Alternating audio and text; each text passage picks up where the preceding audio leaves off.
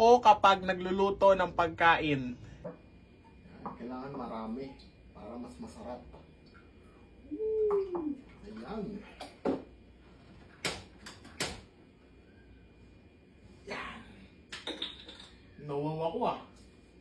Inom muna ako ng tubig, di naman masusunog yan eh.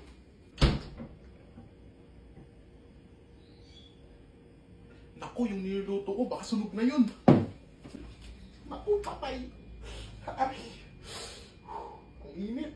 Naku. Nasunog na. Si mama naman kapag nagluluto ng pagkain. Konti lang, konti lang. Ayan, ayan, ayan, ayan. Okay na ba? Okay na ba to? Putik mo yan. Parang walang ano ah. Okay na ba? Mainit na ba? Pwede na, pwede na.